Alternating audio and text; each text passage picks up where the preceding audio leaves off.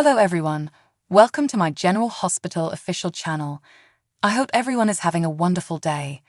Before we begin, please hit the subscribe button and give this video a thumbs up. Tuesday, November 7, 2023. Drew interacts with Sam and Alexis today on General Hospital. Curtis seeks guidance from a friend, and Nina rushes to Valentine's side after learning about Charlotte. It's the next morning. Kevin and Laura arrive at the hospital after being summoned by Valentine.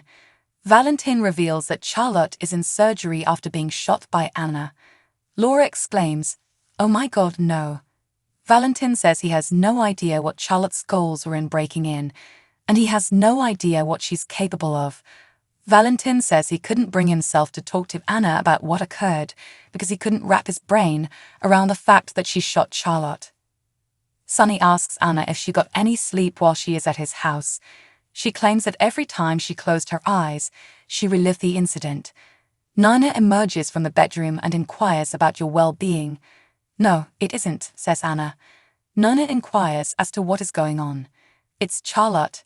It was an accident," Hannah explains. "I killed her." Nina leaves, and Anna has no idea why Charlotte was at her apartment or how she got in. She claims that all she saw was a figure standing over her trunk, and as they turned around, it appeared they carried a weapon.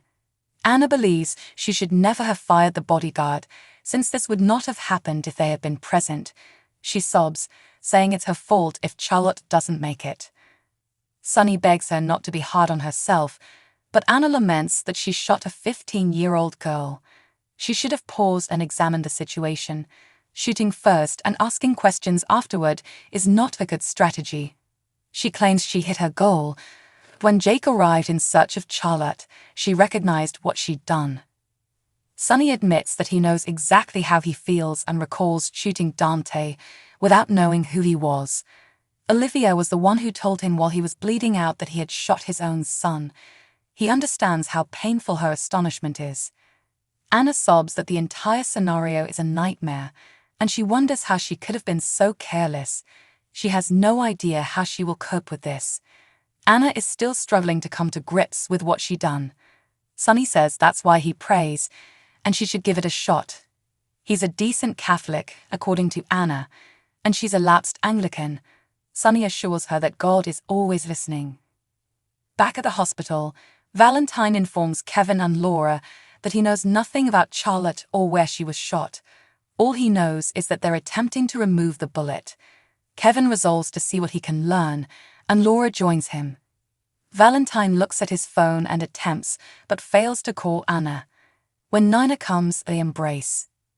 Valentine thanks her for coming and regrets not telling Anna about Charlotte sooner. Nina claims he made a mistake, as do Anna and Charlotte.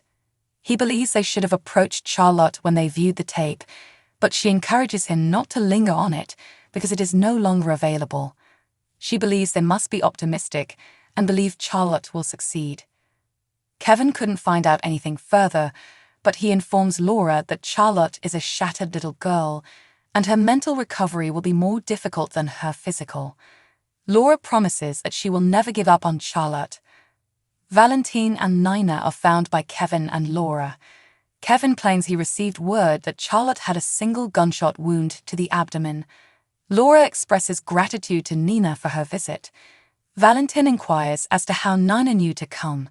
Nina explains that Anna remained the night and told her about the incident this morning. Laura inquires about Anna's health. Nina claims to be fearless on the outside, but how she feels on the inside is another story. Valentine asks if his daughter will survive when a doctor emerges from the operating room. Back at Sunny's, he receives a phone call from Nina. Charlotte, she claims, is out of surgery and will make it. Anna is overjoyed. Gregory visits Alexis at her workplace. She wants his advice and wonders if she is ethically compelled to disclose a child's shooting. She is unaware of the specifics, but she is aware of who was involved, including members of her family. Gregory inquires as to what transpired. Alexis tells what Anna has been through, and how she returned home to find an intruder in her apartment whom she shot. Charlotte Cassadine, it turned out. Gregory wonders if she would publish the story if she didn't know any of the people involved. Alexis says that's what she's been struggling with, and she knows she needs to report it, and she will. However, because Charlotte is a minor, she will not divulge names. Alexis is hoping she is making the correct decision. She shifts the conversation to him and how he's doing. Gregory is pleased with his new specialist, and while his ALS is advancing, there is no way to predict how long it will last. He says he needs to get moving and wonders if she's changed her mind about skydiving. Alexis says she supports him, but not in this case, since she can't imagine leaping out of a plane being pleasant. He absolves her and has some less risky items on his list. He knows she has a lot on her plate, so he's leaving. She expresses gratitude for the conversation. Mac, Jordan, and Robert question Dante about the incident at the station. Dante confirms what Anna told him. Robert wonders if Anna may face legal charges because defending one's own property is not illegal. Jordan observes that if Anna was expecting Charlotte to arrive, she may be in trouble. They're wondering how Charlotte got in, and Dante has no idea, but there was no evidence of forceful entry. However, Jake stated that Charlotte possessed a key, which she claimed would grant her every want. Mac wonders what that implies. Dante has no idea, but he plans to find out. They conclude that Anna was not expecting to find Charlotte, and Robert believes he knows who she was expecting. Robert informs them about the document Anna discovered, and she feels the man identified in it is the stalker. He believes Anna mistook Charlotte for the man who was after her. Mac informs Dante that he has had a hard night and should go home. Before leaving, he is given an inventory of the contents of Charlotte's backpack. Dante looks disturbed as he reads it.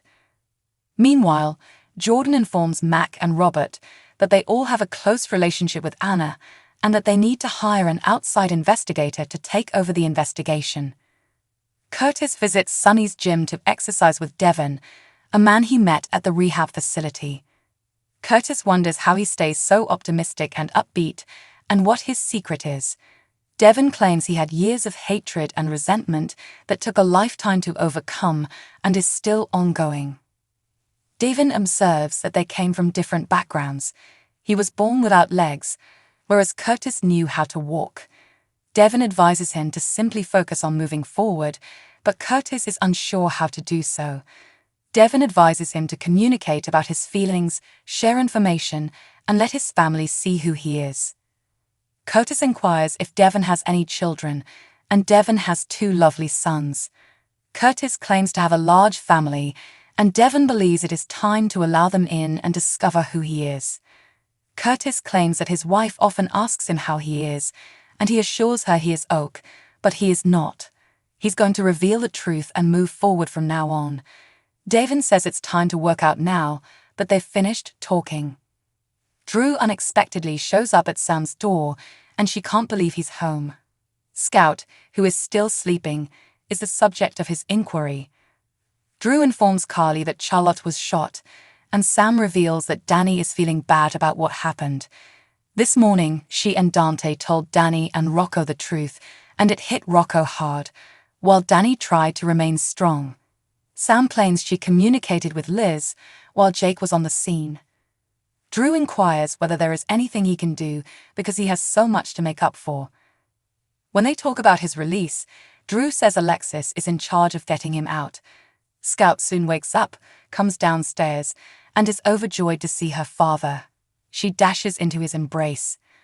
Drew assures Scout that her father does not have to return to prison. He tells her how proud she is of the swimming plaque she received, and he promises to be at every single one of her meets next season. Drew urges his daughter to get dressed because he needs her help with something essential. Dante subsequently goes home to Sam, and Drew and Scout have left. Dante describes the entire experience as incredible. He inquires about Rocco and Danny. They needed a distraction, according to Sam, so they headed to their buddies. She claims Drew is gone and Scout is now with him. Dante is relieved to hear some good news. Dante is still perplexed as to how this happened, and he is aware that there were extenuating circumstances, but try saying that to Anna. Sam is perplexed as to why Charlotte was there in the first place. Dante believes that red spray paint was found in Charlotte's backpack. It's the same paint that was on Anna's front door the night her house burned down. Scout and Drew arrive at Alex's office in order to surprise her.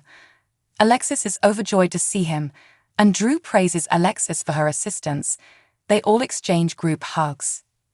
So what do you guys think about this update? Let me know in the comments below. And if you like my videos, please press like and subscribe for more. I'll see you guys next time.